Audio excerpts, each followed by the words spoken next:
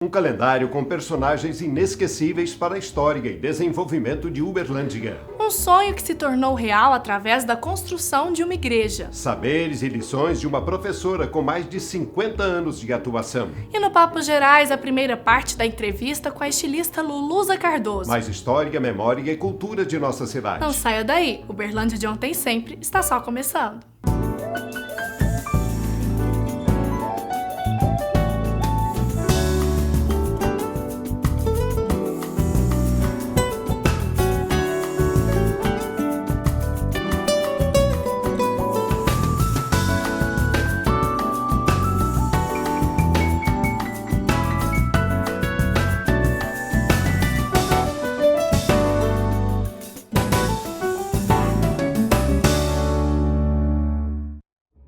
Para começar bem o ano novo, um calendário ilustrado de forma criativa. Personagens importantes para a história de Uberlândia ganham vida através dos desenhos de José Ferreira Neto. Veja a seguir. Começamos a fazer algumas ilustrações, né, para o almanaque. Aí veio a ideia do Celso de tentar buscar resgatar essas imagens que estavam sendo feitas, para ilustrar o calendário. Né, de uma forma assim, de deixar registrado, né, a importância dessas pessoas num contexto. Assim, na realidade, um calendário fica um ano, né, então vai ser difícil a pessoa não marcar a imagem, né, o que essa pessoa fez, contribuiu de uma forma ou de outra para a qualidade, né, de Uberlândia, né, como história, né, em todos os aspectos. Né. E a gente estava meio apertada, né, aí fui trabalhar. Eu era professora de inglês. Os deputados não tinham as suas casas ainda. Então nós íamos pessoalmente naqueles grandes depósitos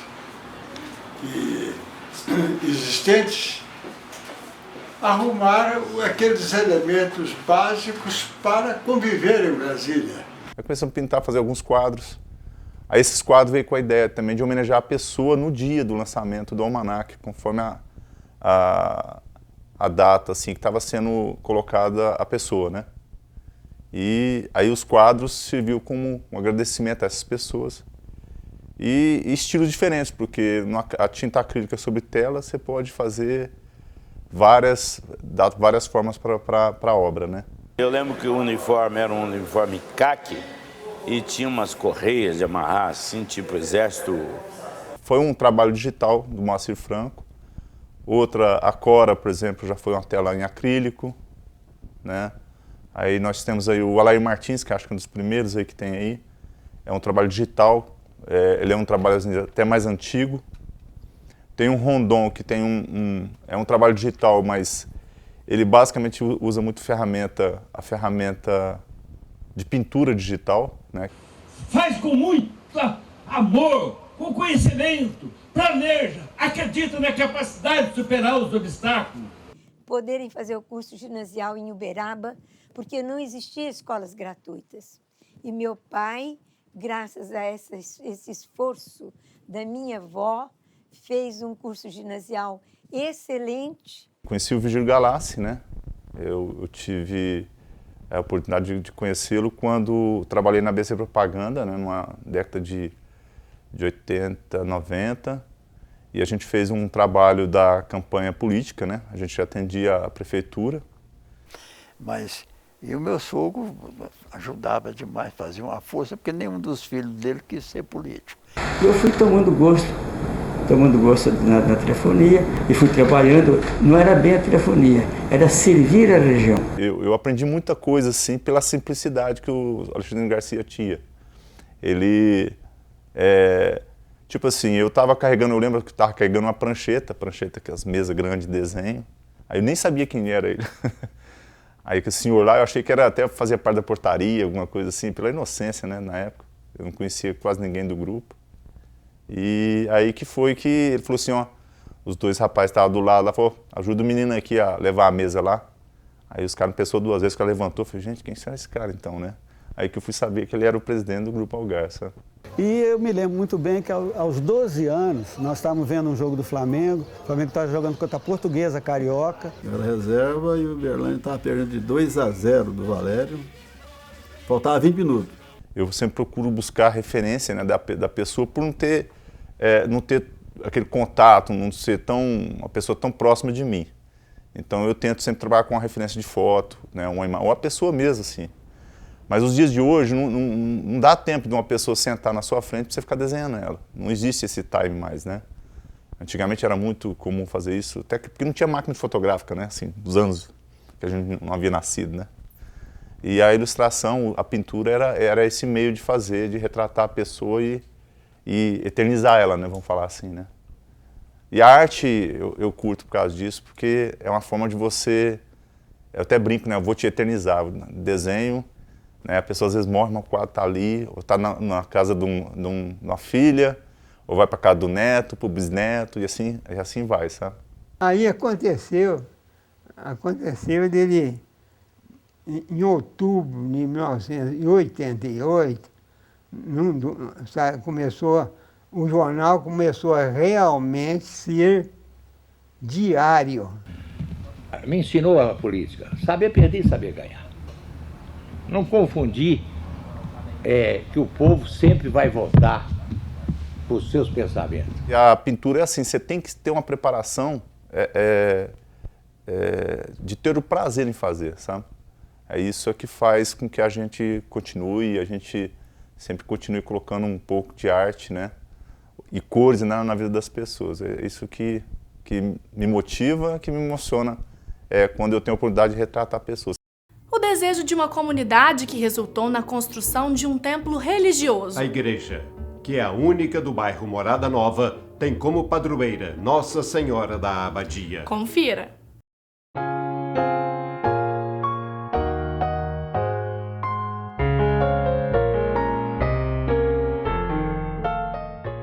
Em 1995, eu tive um sonho profético. E nesse sonho, eu sonhei que estava voando em volta de uma muralha muito grande.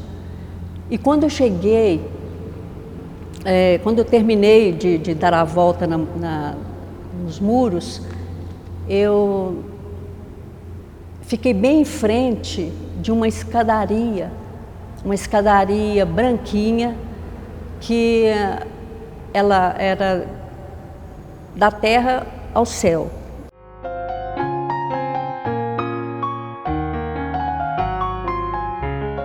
Aí, na mesma hora, eu olhei para o lado direito e ouvi uma voz que disse assim: aqui mora Getúlio Vargas. E eu acordei. Existia esporadicamente celebrações, às vezes a missa, às vezes a palavra. Isso era o padre Marcelo ainda, o padre Rui. E foi a partir dessas celebrações, dessas santas missas que acontecia até nas casas, que surgiu então a necessidade de construir realmente a comunidade propriamente dito.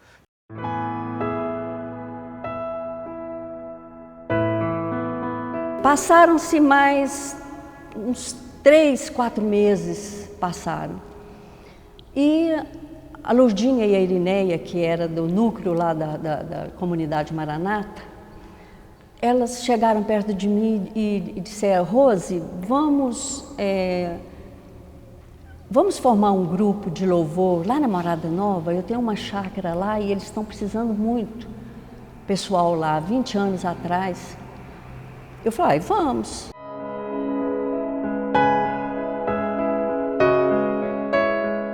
E na terceira semana, a Irineia, ela chega perto de mim e fala: Rose, sábado que vem você vai vir com seu carro porque eu tenho um casamento. Eu falei: tudo bem, mas eu vou te mostrar o caminho. E de repente ela para com o carro e fala para mim assim: Rose, não esqueça que você sempre tem que vir pela Getúlio Vargas. Irineia, o sonho. Aonde está Getúlio Vargas? É a avenida onde que eu tenho que vir aqui. Aqui é o lugar mesmo onde o Senhor me mostrou. Então nós acolhemos a disponibilidade da Rose, unimos esforços e fomos buscar parceria com pessoas da iniciativa privada para a construção da igreja. Uberlândia são 4 Nossa Senhora da Badia, sendo 2 já paróquias, né, que é a do Custódio Pereira e a do Patrimônio, e tem a comunidade Nossa Senhora da Badia lá de Itapuirama e a comunidade Nossa Senhora da Badia também do Morada Nova.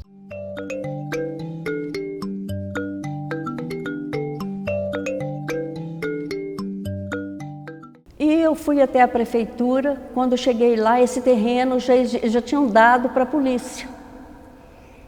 E aí eu fui atrás do comandante, do Lagares, e ele falou: Rose, eu trouxe ele até aqui, ele falou: Rose, se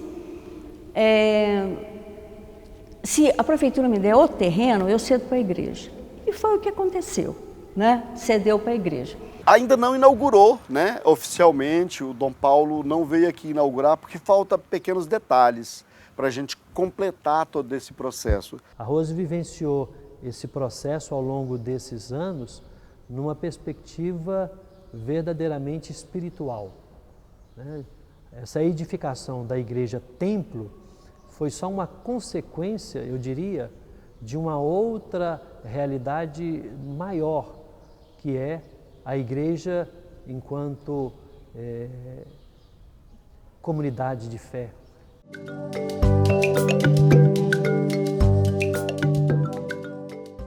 São mais de 50 anos de docência no distrito de Martinésica. Vamos conhecer as histórias e experiências de vida adquiridas pela professora Luzia Borges. Veja a seguir. Eu fiz até o 4º ano aqui na escola, né? A escola era estadual. E depois não tinha mais como prosseguir. Uma comadre da minha mãe que morava nesse casarão aqui, ela tinha pensão. E aí o movimento foi caindo um pouco, ela mudou para Uberlândia e continuou com pensão lá. E ela convidou a mamãe para deixar que eu ficasse lá para prosseguir os estudos, que ela sabia que eu gostava de estudar, né? Aí fiquei aqui, a professora que tinha aqui de 1º ano estava com uma classe muito cheia, né? 60 alunos, e aí ela me convidou para ajudá-la. Aí eu fui, quando fez 2 semanas, ela dividiu a turma e deixou eu com a turma e ficou com a outra. E aí nasceu aquele amor, aquela paixão pela profissão. Tinha muito jeito com as crianças.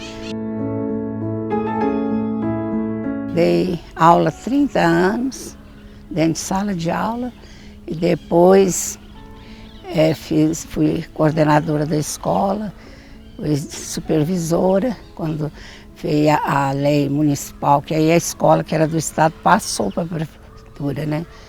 Aí veio a lei de ter um diretor, eu não quis me candidatar, fiquei na área de supervisão, que eu não só conversava com os professores, como dava aula de reforço para os alunos que estavam mais fraquinhos. E assim, fui até os 70 anos dentro da sala de aula praticamente, né? Tem 6 anos que eu aposentei. Assim, hora ou outra, toda semana eu vou lá, ajudo nos projetos, vejo como que está o desenvolvimento da turma, né? Que mudou muito da minha época para cá, né? Porque lá, quando eu comecei, vinham os alunos das fazendas, os meninos andavam até 2 léguas a pé para vir para a escola, mas vinha com vontade de estudar, né? Eles chegaram no fim do ano, todo mundo era aprovado, né? Agora hoje os alunos têm condução, pega na porta, traz para a escola, leva para trás, né? Deixa em casa. E os alunos não têm aquele interesse que os anos passados tinham, né? Infelizmente, a escola tem uma estrutura muito boa, tem tudo que tem numa escola grande em Uberlândia, tem aqui, né? Sala de informática, uma biblioteca com arquivo muito bom, sala de reforço para aqueles alunos que estão mais fraquinhos, que têm problema na aprendizagem, e os alunos não dão valor, né? infelizmente.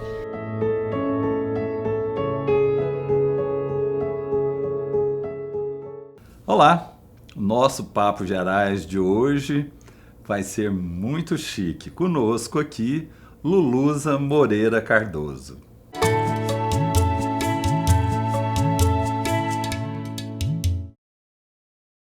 Luluza, você nasceu em Bambuí? Bambuí, pertinho de Belo Horizonte. E o terra boa. É a terra do Alisson Paulinello, né? Sim, sim. Alisson foi bem meu colega.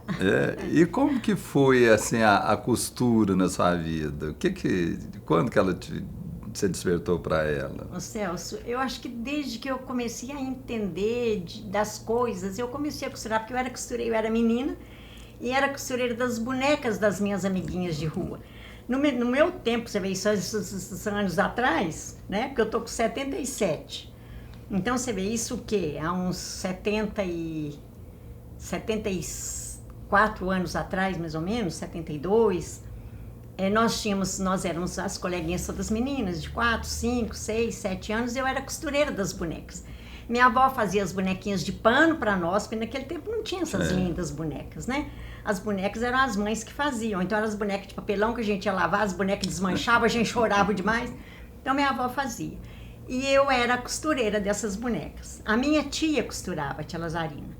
Ela me dava os retalhos e eu fazia as costuras, as roupinhas das bonecas. Quando eu tinha 13 anos, eu fiz o meu primeiro vestido de noiva. Aos 13 anos. Para a filha da lavadeira da minha mãe. Ela chegou falando se minha mãe arrumava um vestido emprestado, que a filha dela ia casar e queria vestido de noiva. E como ela era de cor, então minha mãe falou assim, depois minha mãe falou pro meu pai, Antônio, é muito difícil arrumar um vestido para a menina Dona Negrinha, ela é negrinha, quem que vai querer emprestar um vestido? Porque naquele tempo, infelizmente, ainda tinha, né, esse racismo idiota, né, de uma pessoa achar que é melhor que a outra. Aí eu escutei aquilo, cheguei perto da Dona Negrinha e falei, eu faço vestido de noiva para sua filha. Você sabe, Lulu? Eu falei, sei. Mentira. Sei. Ah, então se você fizer, eu quero. E assim foi. Minha avó me ajudou, fiz escondida minha mãe, na casa da minha avó, na maquininha de mão, que era a máquina que a minha avó tinha. Compramos o pano à prestação, na casa do seu Natal. Vovó me levou, fiz o vestido, ficou muito bonito. Daí eu comecei, porque essa minha tia que costurava, falou pra mim assim, nossa, mas que coisa, eu nunca pensei. Agora, você pode me ajudar a costurar? Aí eu comecei. E depois, me casei, já tinha um filho, quando nós viemos para Uberlândia, em 1960. E por que vocês vieram para Uberlândia? Porque meu marido buscava arroz aqui. Ele tinha um atacado, ele vendia arroz em Bambuí, para a região, né? E ele gostou muito de Uberlândia. Então ele perguntou, vamos para Uberlândia? Eu quero mudar para lá, em vez de ter atacado lá, eu vou ter aqui em Bambuí eu vou ter um atacado lá. Assim viemos. O Luiz Flávio tinha um ano e eu esperava o Sérgio. Cheguei aqui dia 9 de abril. 19 de abril o Sérgio nasceu. O Sérgio antecipou um mês. E naquele tempo, gente, não era brincadeira não. Não tinha estrada. A gente gastava, de Bambuí a gente saía 4 horas da manhã, chegava aqui 10 horas da noite. E era terra? Terra, puramente terra. A subida da serra, assim, a Serra da Carnaça lá era íngreme. Então era uma viagem muito difícil. Com isto, adiantou o parto do Sérgio. Ele nasceu um mês antes do tempo, né? Mas deu tudo certo. E logo em seguida, as minhas vizinhas, eu tinha a Dinamar do seu Ney, tinha a Irma, e elas eram do Rotary, da Casa da Amizade, e ela me pediu, ia ter uma festa no Rotary, e a Dinamar falou, você podia fazer um vestido para mim. Eu, como sempre faço, fiz o vestido da Dinamar e o vestido da Irma, e pronto, começou. Então foi até fácil. Hoje tô na luta. Foi fácil aqui em Uberlândia? Foi. Fácil, assim, entrar pro... Ô Celso, uma pessoa que na época foi assim, de uma bondade infinita mesmo comigo.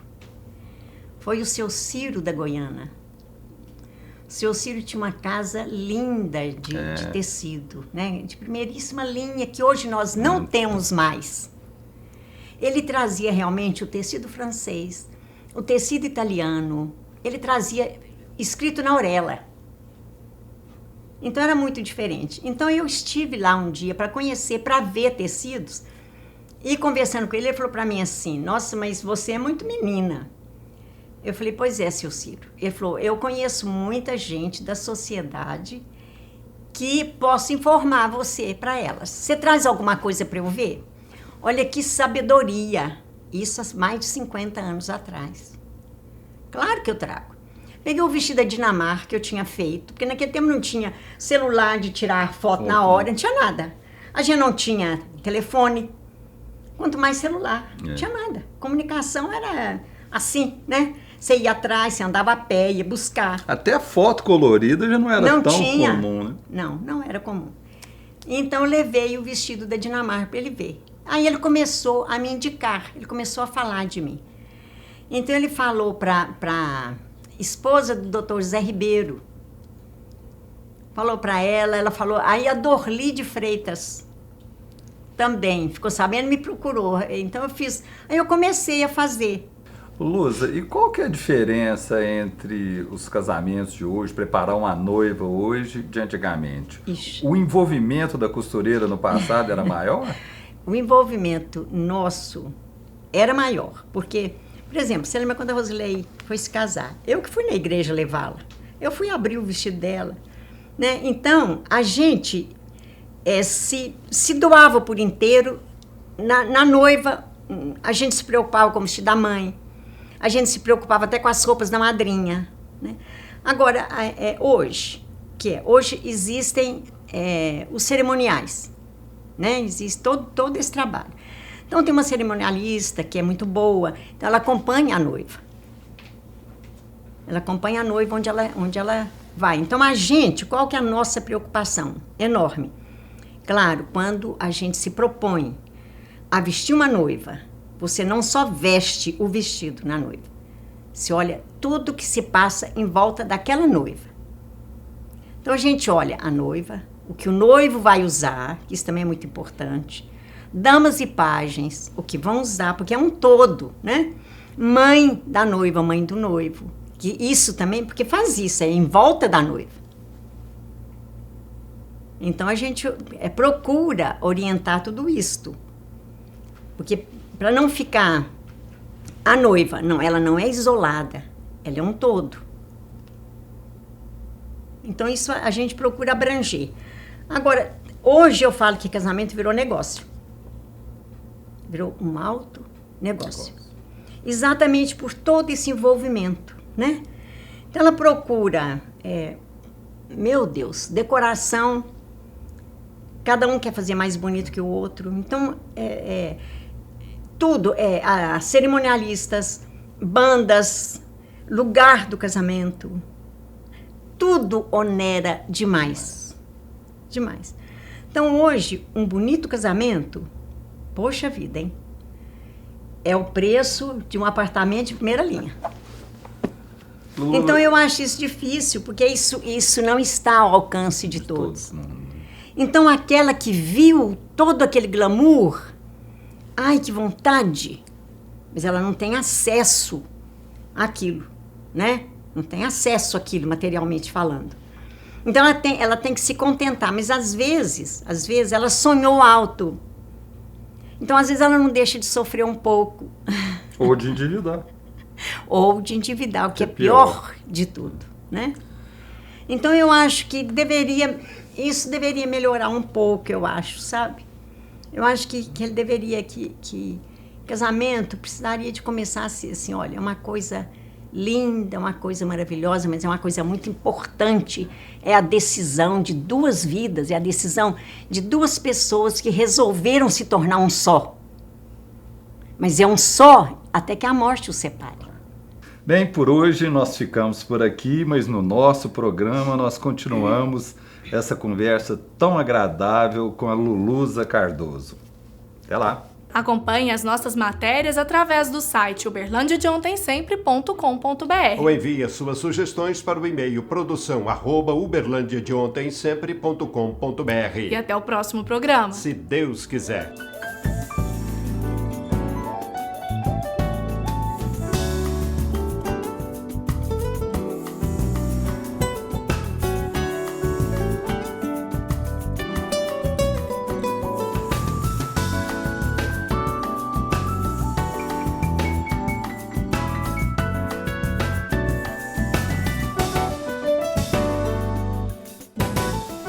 Patrocínio Algar. Gente servindo gente.